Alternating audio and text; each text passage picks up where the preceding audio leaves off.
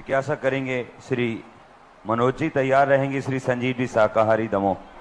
महाराज श्री, मेरी ये शंका है कि पहले दूसरे तीसरे काल में सभी स्त्री को आर्या के नाम से जाना जाता है और सभी पुरुषों को आर्य के नाम से जाना जाता है, तो वो अपने परिवार की पहचान कैसे करते होंगे? और उस समय जनवारी कैसे पढ़ते थे? भोगभूमि के संबंध में ये प्रसंग आता है कि एक आर्य वो पत्नी अपने पति को आर्य बुलाती है और पति अपने पत्नी को आर्या बुलाती है, और वहाँ व्यवहार की जरूरत नहीं, क्योंकि दोनों ही रहते हैं, परिवार संयुक्त नहीं रहते, बड़ा परिवार नहीं रहता।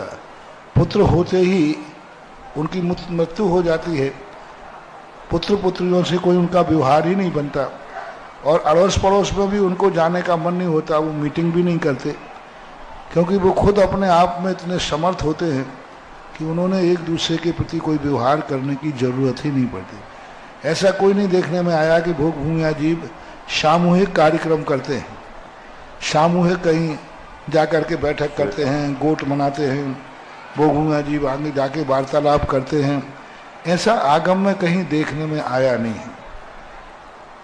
जब आगम में ये देखने में संबोधन आदि की व्यवस्था तो है, लेकिन गोष्ठी की व्यवस्था नहीं है। अब करते हो तो पता नहीं, तो वो सब एक दूसरे को आर्य आर्य पुत्र, अरे तुम लोग आर्य, वो आर्य कहते हैं, तुम कहते हैं तुम्हारे यहाँ कहता है ये ओ, हाँ, और तुम लोग क्या कहते हैं अपने में, ये वो अरे पति पत्नी को, और नहीं तो अपने बच्चों के नाम से करते, पप्पू पे पापा पप्पू। एक बहुत अच्छा जोक है कि एक व्यक्ति स्कूल मास्टर साहब ने पूछा कि बेटा तुम्हारा क्या नाम है? बोले पप्पू। बोले तेरे पापा का नाम क्या है? बोले पप्पू। बोले तेरी मम्मी का नाम क्या है? पप्पू। बोले तीनों के रसम।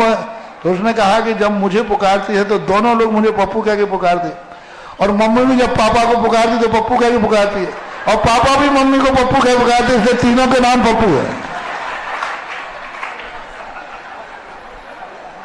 अब ये आप लोगों की यहाँ परंपरा है, एक दूसरे को बेटा बिटिया के नाम से पुकारने की परंपरा है, बेटे के नाम से दोनों के नाम हो जाते हैं। तो ये व्यवहारिक चीजें कहलाती हैं, इनको जैसे में तुम्हारा व्यवहार चल जाए वैसे में चला लेना चाहिए। आर्य और आर्या ये शब्द प्रचलित है भोग भूमि के समय। श्री संजीव जी